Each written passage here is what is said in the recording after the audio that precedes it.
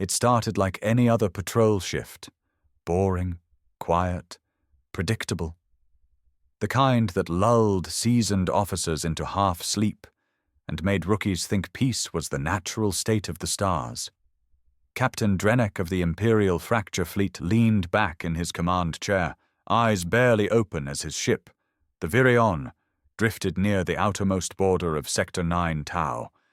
The Empire didn't bother policing this edge of space seriously anymore. Nothing had happened out here in nearly a century. The old maps still marked Unclaimed Zone, but everyone knew what that really meant. Dead space. No trade routes, no colonies, no pirates, just ghost signals, abandoned mining husks, and a silence that felt more like a warning than peace. Until today. Unidentified object entering Grid 9 Tau Delta. Came a voice from the bridge scanner tech. His tone was casual, lazy. Another drifting asteroid, probably. Maybe a derelict transport limping across sectors. Captain Drennek didn't move. Course. Straight into the border zone, sir. Velocity nominal. No jump signature. It didn't warp in. It cruised in. That got his attention. No ship cruised into an Imperial sector. Every vessel submitted its credentials before even decelerating. And no one just drifted in anymore, unless they were either lost, broken, or stupid. Or worse, confident. Open a scan. Get an ID and send the ping to Central Registry. Drennek ordered, sitting forward, hands gripping the armrests. Target size? Class A battleship? Real old frame. Armor plating looks ancient, like something out of the pre-Unity Wars. It's... Hold on, what the hell? This thing's armed. Armed how? Drennek's voice sharpened. Rail cannons, thermal coils, ballistic silos. Sir, it has physical launchers, not plasma. It's primitive. Drennek's eyes narrowed. Primitive didn't mean weak. It meant someone brought relics from a time before the Empire enforced civilized warfare. Any transponder? He asked. The tech hesitated. No, wait. Something's broadcasting now. It's not in galactic code. I think it's encrypted. Some old dialect. Auto-translate's struggling with it. There was a pause. Then the AI finally spat out the message. One line. Rough. Male voice. Low frequency. Growling beneath static. This is an Earth warship. Stand down or be annihilated. Silence on the bridge. Someone laughed nervously. Earth? As in, that Earth? No such planet anymore. Drennek snapped, standing. Earth was quarantined and scrubbed 2 centuries ago. No survivors, no tech. That war ended. Then who the hell is piloting that? Someone muttered. The warship kept moving. Slow, straight, unshaken. Its design was jagged, metallic plating layered like scales. No energy cores visible, no reactors glowing blue like standard galactic ships. It was dark, like something buried deep and dredged up with fury still clinging to its frame. Drennek knew fear when he saw it, and he saw it in the way that warship moved, not like a predator, but like something already sure of the kill. Raise shields, prep interceptors, do not fire, he barked. Send a demand for identification and command override. I want that thing disabled and boarded. The ship didn't slow down. It didn't answer. Instead, a second message came through, same voice, colder now. This sector is no longer Imperial territory. Earth remembers. And that's when it happened. The Virion's long-range sensors screamed red. 8 pulses. Then 12. Then a full barrage of kinetic strikes hit the upper deck like a meteor shower. Not plasma, actual metal slugs. Slamming with pure brute force. Armor sheared, deck plating crumpled. Half the ship lost gravity. The bridge erupted in chaos. Smoke, sparks, screams. Drennek was thrown sideways as the entire left viewport cracked. This is an act of war! someone shouted. "No!" Drenek growled, blood running down his temple. He looked at the screen, where the Earth ship loomed larger now, closing in. "This is something worse." The comms officer managed to stabilize a feed. Empire Central was calling, their signal finally catching up. "Captain Drenek, confirm target identification. What vessel is that?" He stared at the warship. No lights, no banners, just cold, ancient steel, and the faint emblem of a torn Earth flag etched into its hull. "That's no registered vessel," he said quietly. "It's an Earth warship." And then all hell broke loose. The wreckage of the Virion floated silently across the void now, torn apart at the midsection. Fires burned in oxygen pockets, slowly snuffing themselves out as hull plates crumbled inward. No rescue beacons fired, no escape pods launched. Just one final static burst that barely reached Imperial Relay Station 9 before dying in the vacuum. Inside the Earth warship, silence reigned. Controlled, deliberate silence. No crew chatter, no unnecessary systems online. Only one voice echoed in the dim, red-lit command deck. "Target neutralized. Imperial patrol ship eliminated." He sat alone in the captain's throne, shoulders wide, posture stiff from years in cryo-sleep. His name wasn't on any record in the galaxy anymore, not on any Imperial file, not in any registry. The last of Earth's true military minds. They'd erased his past, buried his species, and left his kind to rot in orbiting tombs above a ruined planet. Until now. "Next vector," he said calmly. The ship's AI obeyed without hesitation. "Imperial outpost on Epsilon Prime. Population 2.4 million. Fleet strength low, defenses moderate, strategic value high." "Perfect." He didn't smile. There was no joy in this, only duty. Cold, old duty. Something that had been promised long ago in the final days of Earth's fall, when orbital bombardments turned oceans to vapor and cities into craters. They thought humanity died with the last broadcast from Terra. They were wrong. Meanwhile, on Epsilon Prime, Admiral Relkan stood at the central command tower, staring at the holoscreen as footage from the Virion's last moments replayed on a loop. "This can't be real," one of his aides said. Relkan was older than most, born in the Empire's early expansion phase. He remembered the stories, the kind that were told in hushed voices during Academy nights, stories about Earth, about humans, not the ones they fed to the public, primitive, warlike apes too unstable for unity, but the real ones, the soldiers who fought until the atmosphere choked them, the bastards who wouldn't surrender, even when entire continents were burning. He turned slowly to his aide. "Find out how many warships are on standby. I want 3 fleets en route to Sector 9 Tau now." 3 fleets for 1 rogue vessel." Relkan's eyes narrowed. "You think one ship destroyed the Virion with luck? That ship was designed for a time when war wasn't clean, when we still bled. And if it's really from Earth, then one ship might be all it takes." Back in the Earth warship, the captain walked through the main corridor, boots clanging against the old titanium floor.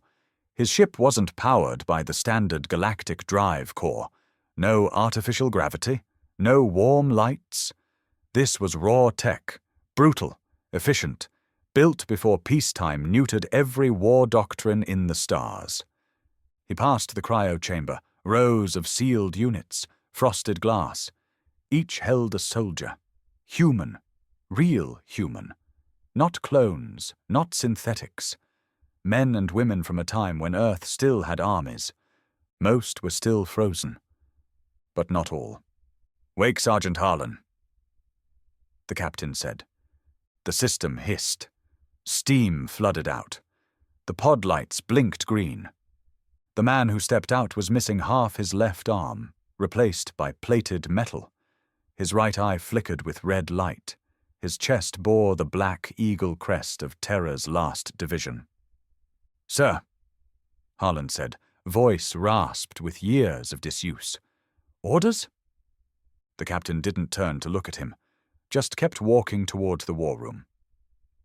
"We're going to remind them who built the art of war." Harlan grinned. About time. They arrived at the war table. A 3D map flickered to life. The Imperial layout glowed bright blue, vast and overconfident. "Here," the captain pointed. "Epsilon Prime, their forward command center. We take it. The message spreads." "And the Empire? They'll panic. That's what we want." Harlan stepped forward. "They thought we died, didn't they?" "They didn't just think it," the captain said quietly. "They made sure of it, turned Earth into a grave, erased us from every chart, every system, every tongue. Even our allies sold us out to save themselves." Harlan clenched his fist. "So now we burn them back," the captain said. "World by world." The warship turned silently in the void, heading toward Epsilon Prime. No warning, no negotiations, no mercy. The Earth warship emerged from the blackness above Epsilon Prime like a ghost from humanity's darkest memory. No jump signature, no warning. One moment the orbital sky was clear, the next the ship was there, hanging low over the exosphere, casting a silent shadow that stretched for kilometers. Inside Imperial Command, alarms howled. Admiral Relkin shoved past scrambling officers, eyes fixed on the hovering mass above them. "How did it bypass the early detection net?" "No known warp signature, Admiral," a tech shouted. "It drifted again, like before. No energy trace, no heat bloom, nothing. It's like the damn thing glides through space." "That's impossible," Relkin muttered. "No warship can hide mass that size. Unless it's built to bleed gravity instead of harness it." Another whispered, wide-eyed. Relkin looked up at the main feed. The ship was older than anything still in active use. No rounded edges, no harmony plating, just pure, brutal human engineering. Steel bolted over steel, a design philosophy that screamed one thing: survival by overkill. They were watching a relic of extinction, and it was very much alive. "Get me the planetary defense grid now. All cannons, lock on target, prepare to fire." "Sir, it's broadcasting again." "Put it on." The voice came through low and deliberate, like it knew time wasn't its enemy. "You erased Earth from your history. We're here to correct the record." The message ended, and the sky lit up. The first volley wasn't energy-based, no plasma streaks, no bright lasers. What rained down was worse: solid metal, kinetic strikes that didn't burn or disintegrate. They smashed, they shredded, they impacted with such force that buildings collapsed from pure shockwaves, not from heat. Epsilon Prime's sky turned red with dust and debris. The orbital defense grid tried to respond, but the warship had already launched a pulse wave. One single electromagnetic burst that fried everything within 60,000 meters. Turrets died. Satellites blinked out. Communications blacked into static. In the command tower, chaos erupted. Relkin was shouting into dead channels, watching as his city, his world, crumbled beneath the assault of a forgotten civilization. The only transmission that still worked was the emergency relay to the Central Empire Command on Veridon Prime. Relkin leaned into it, voice trembling. "This isn't a rebellion. This isn't pirates. It's human. Real human. They've returned, and they brought the old wars with them." On board the Earthship, the captain watched the planetary readout. 1/3 of Epsilon Prime was burning. Their command tower had been spared, for now. Not because they couldn't destroy it, but because fear had always been more effective when people lived to talk about it. "They'll regroup," Harlan said beside him, arms folded over his armored chest. Let them, the captain replied. He tapped the holopanel and pulled up a sequence. Each red dot represented a planet. Earth's revenge wouldn't be swift. It would be methodical, calculated, personal. They never understood what Earth really was. Harlan muttered. They still don't. The captain said. They think we're extinct. They think we're savages. But all we ever did was fight like we had nothing left to lose, because we didn't. What's next? We let this burn, then we go deeper. A signal chirped, a coded response from deep space. Another Earth warship. Another one awakened. This wasn't the last of them. Cryovaults hidden inside asteroid fields, relic fleets buried under Mars' rusted shell, fragments of humanity that had waited, slept. Now they stirred. Now they aligned. Send the signal, the captain ordered. The AI complied. Across hundreds of systems, a forgotten frequency surged. Earth lives. In a blacked-out control room on Veridon Prime, Emperor Calrix IV watched the footage with growing horror. He'd been raised to believe Earth was gone, that the final protocol had erased every remnant. No archives, no symbols, no survivors. But here, in front of him, was undeniable proof. A warship bearing the ruined crest of Earth had just crippled a core world in under an hour. He turned to his war minister. How many more do you think are out there? The minister didn't answer, because no one knew. Epsilon Prime burned for 3 days. The Earth warship didn't just attack, it humiliated. It disabled orbital traffic, shattered the defense grid, and ruptured the food vaults beneath the capital. Then it left. No occupation, no demands, no negotiation, just destruction and a silent exit, like a god striking once and vanishing into myth. It was a message. Not to the citizens, most of whom wouldn't survive the winter without those vaults, but to the Empire's leadership. To the ones who signed Earth's death warrant 2 centuries ago and thought time would bury the guilt. They'd failed. On board the warship, the captain watched the data streams pour in. The galaxy was panicking. Panic was good. Fear made even empires bleed. All quiet in our path, sir, Harlan said from his console. We've spooked them. We didn't come to spook them, the captain replied, eyes unmoving. We came to unravel them. He zoomed in on the star map. Dozens of worlds lit up in real time. Fortress planets, trade nexuses, inner circle territories, all of them on edge. Communications were breaking down between sectors. Civilian transports were fleeing outer colonies. Governors were declaring emergency curfews and martial law. This was what collapse looked like in its first breath. They never understood war, the captain murmured. They thought peace was the default setting of the universe. That's why they built empires instead of defenses. And now? Harlan asked. Now they'll turn on each other trying to figure out who woke the ghosts. He was right. Back in the Empire's inner chamber, tensions boiled. High command met in secret, away from the press, away from their own citizens. Finger-pointing turned into shouting. Spy masters were dragged in and blamed. The Archives Division was accused of lying about Earth's eradication. Several planetary lords demanded retaliation. Others begged for negotiation. Some whispered of surrender. The Emperor's face was stone cold. There is no treaty, he said. There is no negotiation. Earth is an outlawed memory. It cannot exist. If it does, we lose everything. But they do exist. The War Minister shot back. And if that was just one ship, we don't have the time or resources to wait for the second.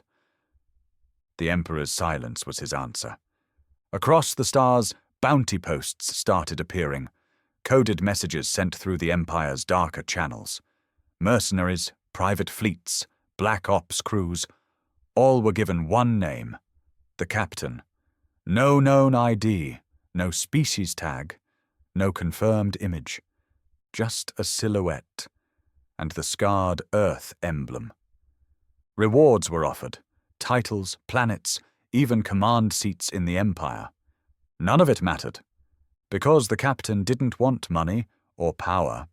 He wanted memory. In the lower decks of the warship, Harlan walked among the awakening pods. More were opening now. Engineers, pilots, artillery specialists. These weren't random survivors. They were hand-picked, preserved with intention. The best of Earth's last military age. Men and women who were willing to go down with their planet and, instead, were frozen to return. One of the soldiers, tall and heavily scarred, stepped out coughing, barely able to stand. "What year?" he croaked. Harlan caught him.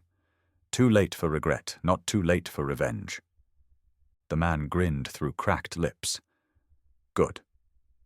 Harlan loaded him up and moved to the next. And the next. They were building an army, but not one that relied on numbers. Earth had always fought uphill, always outnumbered. They didn't need 10,000 troops, they just needed the right 100. Back on the bridge, the captain reviewed the new intel. Something had shifted. A name kept popping up on intercepted comms, Project Oblivion. He tapped the AI. Search all pre-Empire files, cross-reference with Oblivion and Earth protocols. Full scan. The AI hesitated, then flickered with a low chime. File located, restricted under Omega lock, encryption from Imperial Core. Crack it. It will take time. The captain nodded. Do it anyway. Because Oblivion meant something. He remembered that word. It was whispered back when Earth was losing its final colonies. Not a weapon, not a place. A plan. Something the Empire feared even before they turned Earth into ash. And if that plan still existed, the real war hadn't even started. The file unlocked after 16 hours of AI brute forcing and cryptographic tearing, and when it did, the bridge went cold. Harlan stood behind the captain, watching the decrypted document flicker across the main console screen. It wasn't long, just a series of logs, clipped reports, and redacted audio feeds. But the name Project Oblivion was real, and far worse than either of them imagined. Read it again, Harlan said, eyes narrowing. The captain did. Project Oblivion. Contingency directive authorized under Emergency Code Zeta 13 following failure to contain Earth's martial resurgence. Primary function: eliminate all human genetic derivatives in the event of reactivation or retaliation post-terror event. Secondary function: total atmospheric sterilization of affected worlds. Mission status: dormant, locked, awaiting override authorization from Central Emperor Command. Silence stretched long and heavy between them. They didn't just plan to destroy Earth, Harlan said slowly. They planned to erase any trace of us, everywhere. They weren't afraid of our power, the captain muttered. They were afraid of our persistence. He leaned back, eyes shadowed in thought. This wasn't about war. This was about fear. They feared what we could become without chains.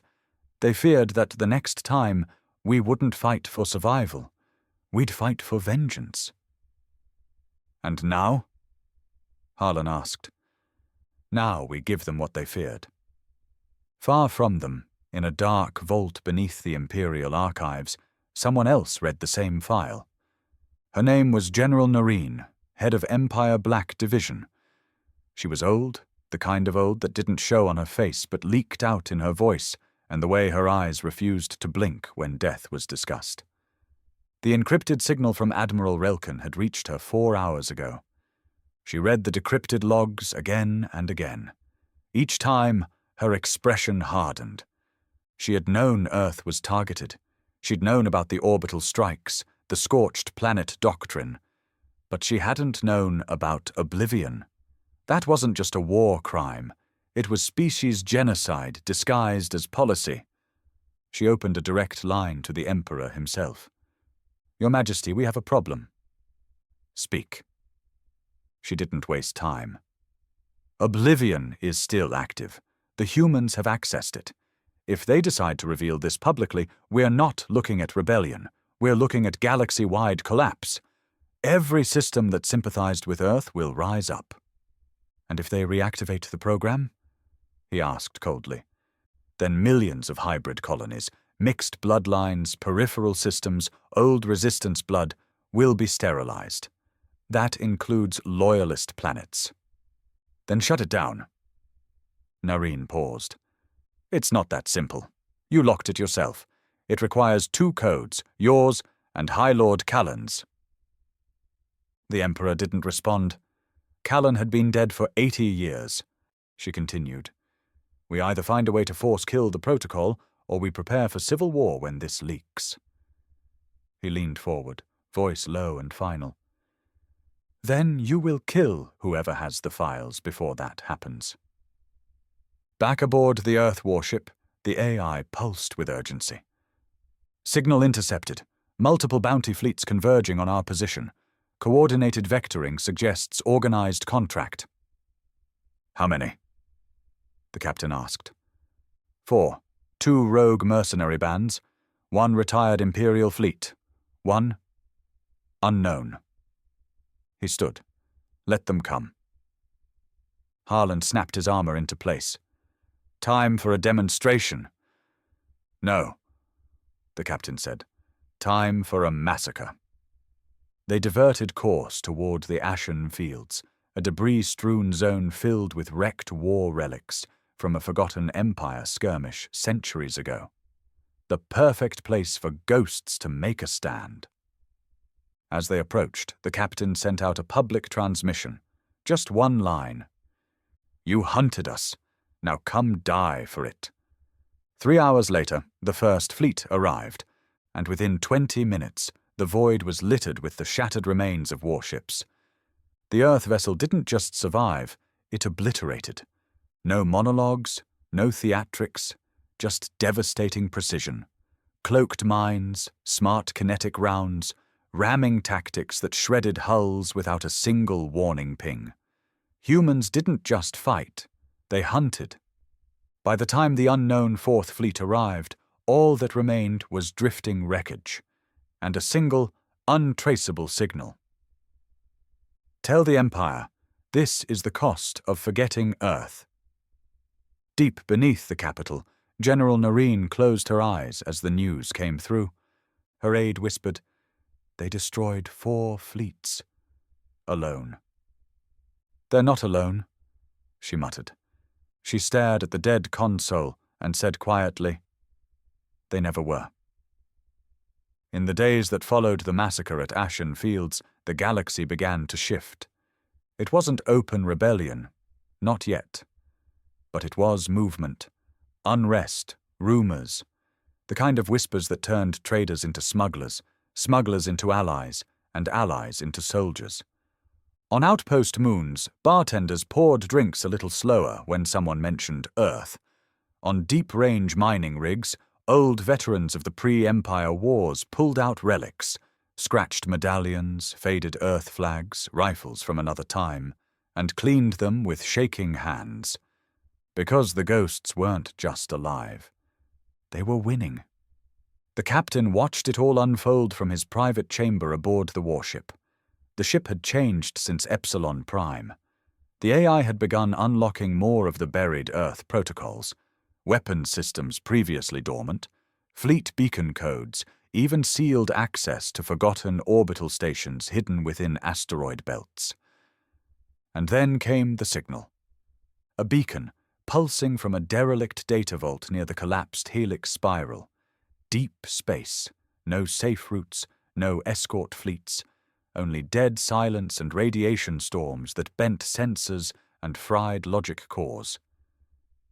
Earth signature confirmed, the AI said.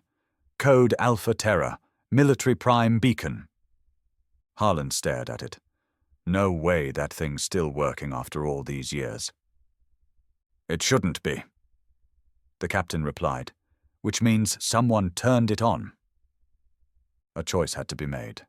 Go deeper into Empire space and strike again, or follow the signal and risk everything for answers.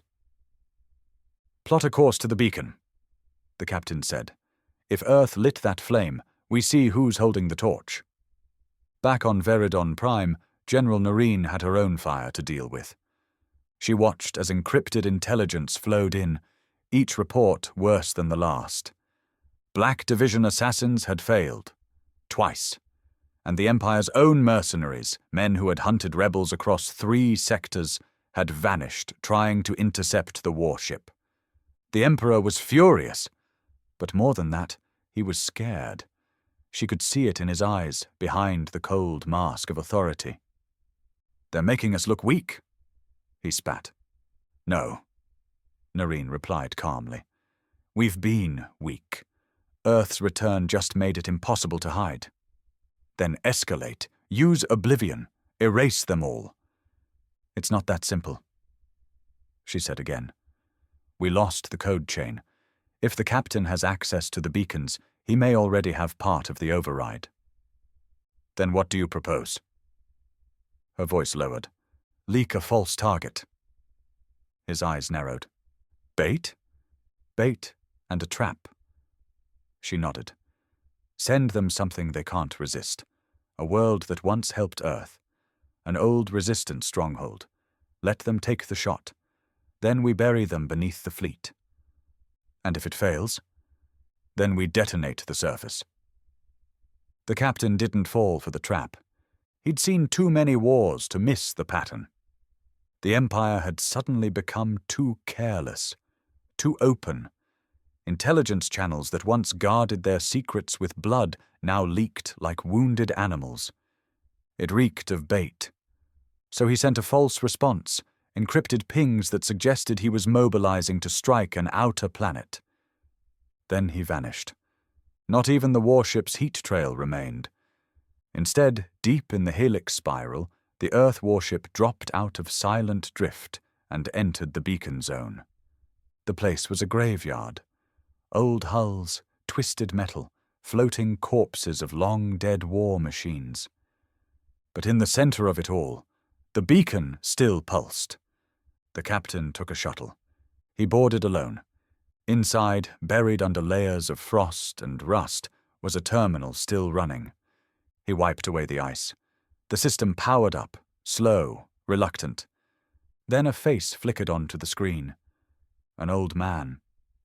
Human, grey-bearded, eyes weary but sharp. Not a live feed. A recording. Time stamped 203 years ago. "If you're seeing this, then Earth is gone, and you are what's left." The captain froze. "This is Admiral Varric, final commanding officer of the Terra Defense Fleet. We failed. They didn't just beat us, they erased us. But they made one mistake. They buried the truth instead of killing it. This beacon holds the last free record of Earth's history. The truth the Empire wiped clean. If you still carry the Earth flag, if you still believe in what we were, then listen carefully." The message unfolded into raw horror. Footage of orbital glassings, civilians vaporized, entire continents turned to slag, cities surrendered and were destroyed anyway. Voices, screams, desperation, proof. The Empire hadn't just fought Earth, they'd exterminated it. Systematically, coldly, like it was a pest infestation, not a civilization.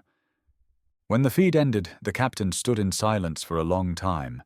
Then he downloaded it all and sent it across the stars.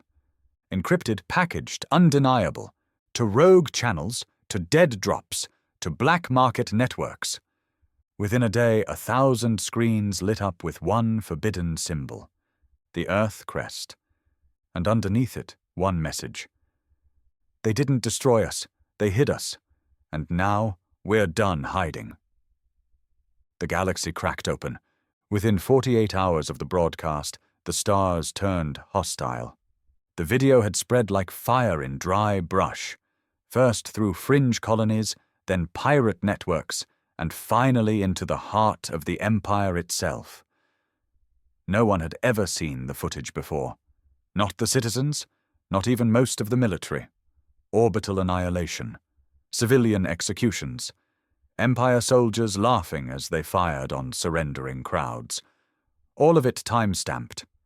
All of it marked as Imperial Sanctioned, Cleansing Order 01-T. And worst of all, the voice of the man who authorized it. The Emperor. That one moment, his voice ordering Earth's death, hit harder than any bomb. Across the Empire, riots broke out. On 4 capital worlds, statues of the Emperor were pulled down by protesters screaming in forgotten Earth dialects. Loyalist commanders defected. Some turned their ships around and broadcast the Earth crest from their hulls. It wasn't a rebellion anymore, it was a reckoning. On board the Earth warship, the captain watched from orbit as another world burned. But this time, he hadn't fired a shot. They were burning themselves. Epsilon Prime had triggered the fear. Ashen fields had proved their strength. The beacon broadcast had set the match to history itself. And now, the Empire was unraveling under its own lies. Harlan stood beside him, helmet in hand. Half the damn outer ring has started flying our flag.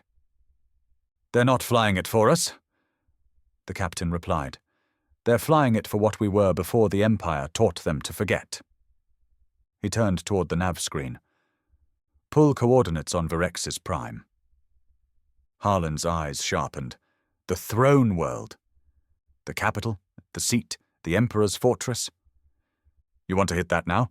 It's suicide. Whole damn Imperial core still holds. The captain nodded slowly. I don't plan to survive it. Harlan didn't flinch. Then I don't either. Far above Virexis Prime, General Narration stood in the war chamber, watching her galaxy fall apart. 5 core admirals defected. Her aide reported. Sector 12 declared neutrality. High Lord Kren was assassinated an hour ago. Earth loyalists planted explosives in his shipyard. And the Earth warship? She asked. It's moving, straight for us. The Emperor stepped in from behind the blast doors, flanked by his personal guards. He looked older, tired. That mask of absolute power had started to crack. He said nothing. She turned to him slowly. They've unified half the rim. The broadcast destroyed whatever fear we had left. If we don't shut them down now, they'll take the rest. You said he wanted memory, the Emperor said quietly. But he doesn't. He wants destruction. He doesn't want justice. He wants erasure, our erasure. He looked up at the holomap. Let him come. Let him bring his relic fleet. Let him drag his vengeance to our doorstep. Narration frowned. You want to fight him here? I want to bury him here, with the last of Earth. The Earth warship cut through the void like a silent blade. It didn't go alone. Other ships had joined, salvaged, stolen, rebuilt with Earth code and legacy systems. No great armada, just ghosts, veterans, outcasts, men who had waited lifetimes to die with a cause. 3 vectors, one through the Western orbital shield, overloaded by civilian protesters, another through the sewage grid once designed by Earth engineers back before the betrayal, and the final strike, his strike, through the front gate, straight into the Emperor's throne. Harlan sealed his armor. If we don't win, we're not here to win, the captain said. We're here to end the illusion. On the day the warship reached Virexis Prime, the sky never saw dawn. The planet's upper atmosphere turned black from railgun discharge and shattered defense satellites. EMP bursts crippled half the orbital fleet before they could even lock onto the target. The warship didn't dodge. It powered through. It invited fire because it was built to take it. Inside the Capitol dome, sirens blared as civilians fled. Soldiers scrambled, and the Emperor stared at the burning heavens. They're coming. Narration stood beside him. Then we hold. The palace gates shut tight. Ground cannons rotated. Elite guard battalions took position. But no one, not the Emperor, not Narration, not the bleeding throne world itself, could stop the Earth warship as it pierced the sky and came crashing down. Right through the Imperial spire, right through the lie, the warship didn't land. It crashed, deliberate, controlled. A final act of fury engineered for maximum terror. The Earth crest burned red-hot along the hull as it tore through the palace gates and pulverized the marble steps of the Imperial spire, steps that had once paraded slaves, traitors, and undesirables for execution. Now they bore the weight of vengeance. The impact rocked Virex's prime to its core. Towers collapsed. Shockwaves ruptured roads and shattered windows from the throne room to the outer market rings. Dust filled the lungs of soldiers who'd never seen real war. Civilians screamed beneath the blood-colored sky, and through the smoke, they saw them. Humans. Real ones. Not the docile, assimilated versions bred into Empire colonies. No soft diplomats, no peacekeepers. Just armored soldiers with steel in their stride and murder in their eyes. Every one of them a survivor of extinction, a carrier of Earth's rage. The first shot came from the palace guards. The second turned them to dust. The firefight tore through the courtyards. Elite forces poured out from every corridor, every sealed chamber. But Earth soldiers didn't fight like Imperials. They didn't hold ranks or wait for orders. They moved like wolves, fast, brutal, and fearless.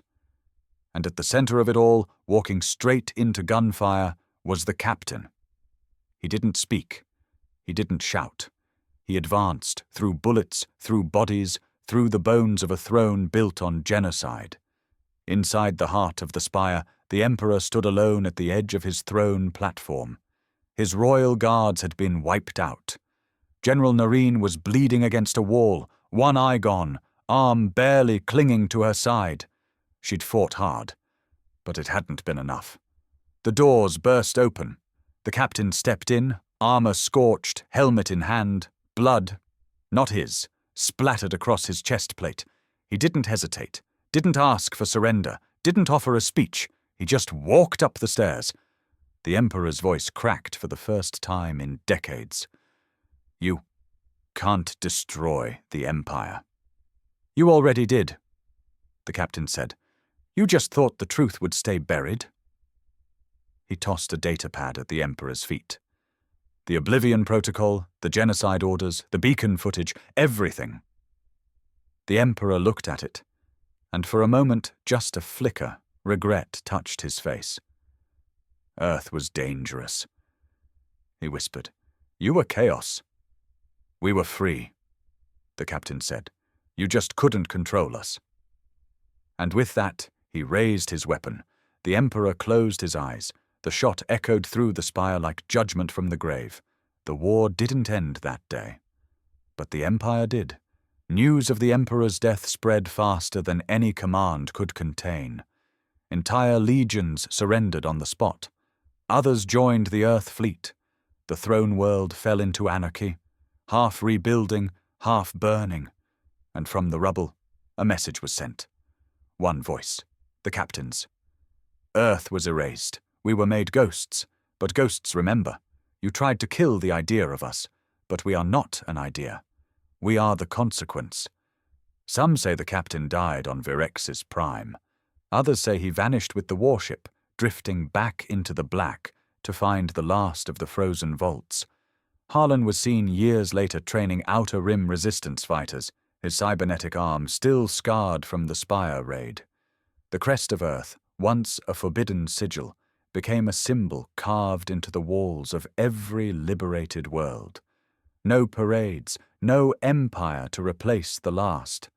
Just the truth, finally unburied, and one promise etched in steel, never again.